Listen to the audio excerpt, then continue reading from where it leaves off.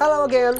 Here I am, Dr. Me, a beautiful, lone alien time traveler, being moved by a mysterious force through space and time, trying to explore and document the flow of time itself with me, the Cousin Dougal at her side, always ready to, always. What exactly is the role of a time traveling assistant? Well, I don't know. I think you're a waste of money, but they're not even paying me. Still too expensive for my liking. Anyway, we left things at the end of last week.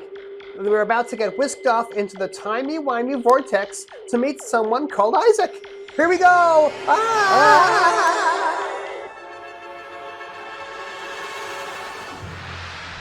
Wow, this is a holy place. A holy place, I tell you. Greetings, Isaac. Yeah, greetings to who now? Greetings, Isaac. I am... Did you just call me Isaac? Are you blind, woman? Do I look like Isaac?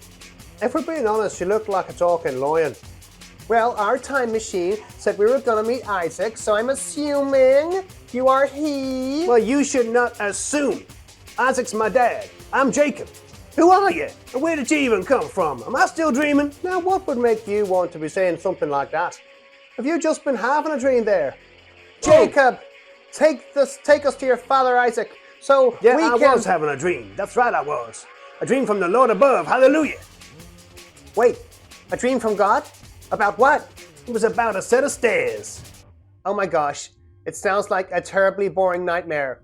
I try never to use stairs. Was there an elevator? Or were they like electronic stairs? If not, I'm out. And what was it that made you think that you were still in your dream there? The dream was a vision. A vision, I tell you. A huge staircase that went from here, on earth, right up to the heavenly heavens. Walking up and down those stairs, a host of fine angels. Finest I've ever seen in all my born days, hallelujah. Blondie, Dr. Me. A dream from God about angels on stairs. What could it mean?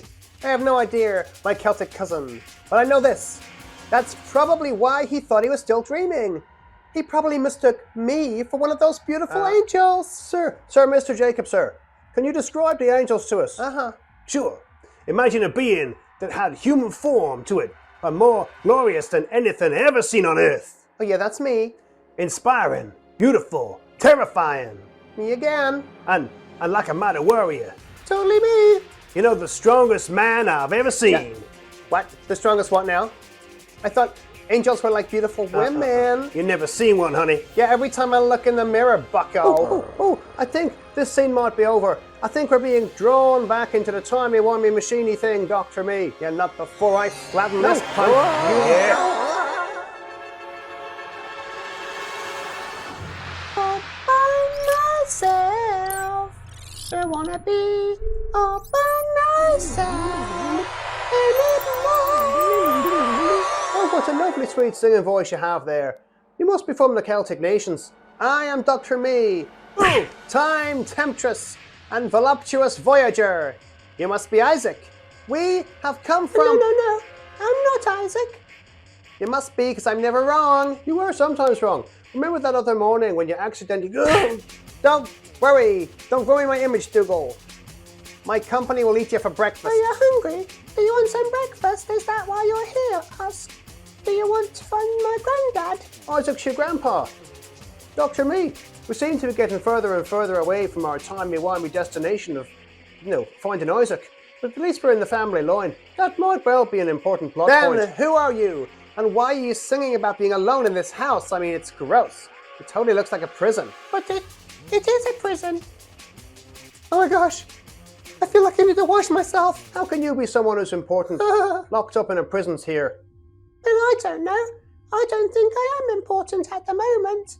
I haven't done anything wrong. Oh sure, that's what they all say. And then suddenly they're taking your stuff, or lying to your face, or using your phone, or worse still, making you lose concentration when you're shopping online.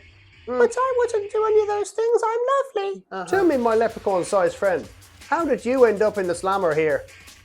Well, I'm Joseph. I'm from a family of 12 brothers. And I was my dad Jacob's favourite, so he bought a special coat with lots of colours on. All of the colours. Well, I know how that feels. Anyone else get jealous because you were so amazing? Yes, they did. Story of my life, honey. And then they threw me in a pit, pretended I was dead and sold me as a slave. Okay, that's not happened to me yet, but I still feel your pain. How on earth did you get here then?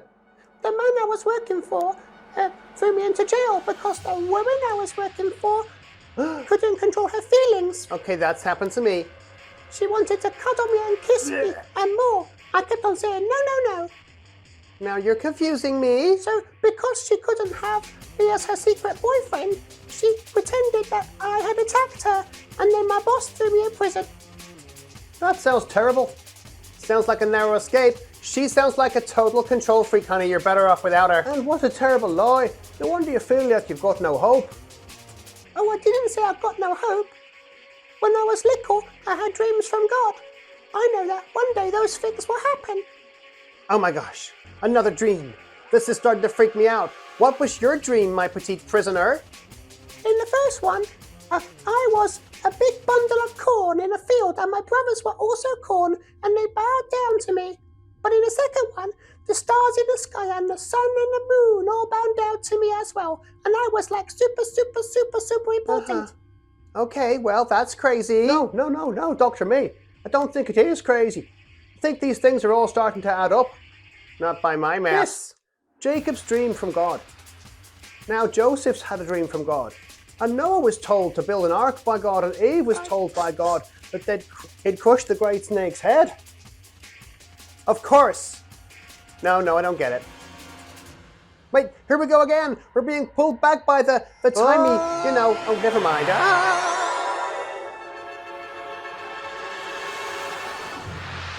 Moses,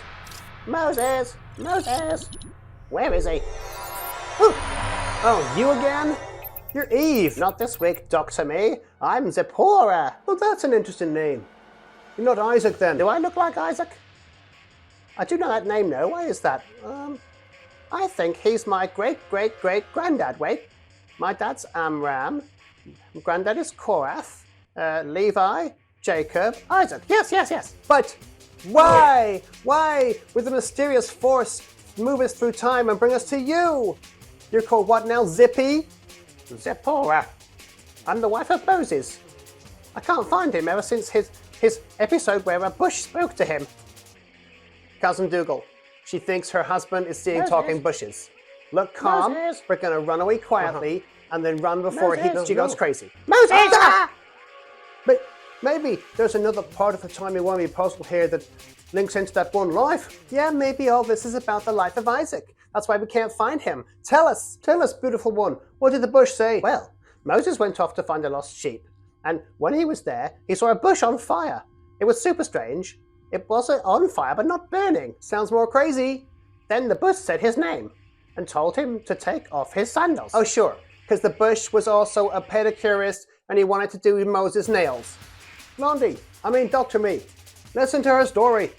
You're right, the doctors will need evidence she's crazy. No, the voice from the bush was God. He said he'd heard the cries of his people who were working as slaves in Egypt.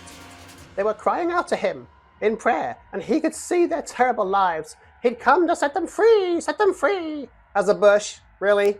And then he said to Moses he was going to send him. What? He was going to send Moses to Egypt to free all the slaves? Yes. I don't think the Pharaoh's going to want to have all of his slaves suddenly just go free there. Nevertheless, God said it, so Moses is getting his stuff together. Dr. Me, another person who's heard God speak to them. Another thing that links all the stories together. Cousin Dougal. That's right. We need to ask this moderately attractive actress who's playing too many parts in this cheap drama more questions. No, we don't have time, Doctor. I feel like we're getting pulled back into the vortex of time. Do you want to come home and meet Moses? I've got some mutton broth on the fire. Sadly, our lives are infinitely more important than yours, you scene-stealing hack.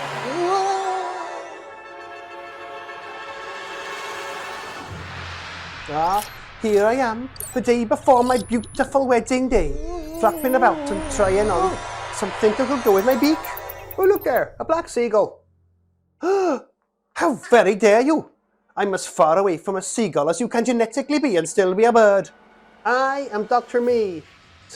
Wait, who are you? And who would you be? magically appearing like this on my wedding day. Wait, someone's marrying you? Are they blind? No, but if I peck your eyes out, you will be. All right there, ladies. Let's cut the attitude and jog on. So, who are you? My name is Ruth, and I'm about to marry a lovely man called Boaz. And what can this possibly have to do with Isaac and our tying all these things into one life? I mean, who's riding this drivel? My life has been one of hardship and tragedy. Okay, I'm back in. It sounds like my life. I was originally married to a family from a little town of Bethlehem. Have you ever heard of it? Oh, it's ringing a bell somewhere in my noggin, but I can't quite put my finger on it. Dougal, Bethlehem! That's where the baby Jesus will be born. And is he, like, important then, is he? Only, like, the most important figure in history. Ruth, you're from Bethlehem? Well, my family were, yes, but we had to move. We became travelers with no home. Why do I feel like I need to wash again? And then my husband died, see, and his brothers too. Was it your cooking? But I knew that the right thing to do was to stay with my mother-in-law, Naomi. She had no one see, no one left see, all alone see, all by herself. No hope of redemption.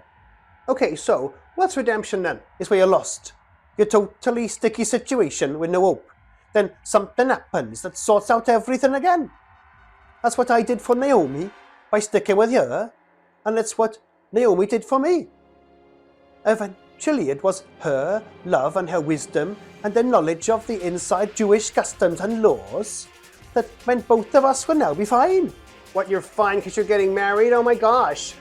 You need to liberate yourself, honey, from the need for a man. So you don't need fulfillment for... But I love him. And he's going to take both of us into his house and look after us. He's super lovely. Anyway, who even are you? Me? Well...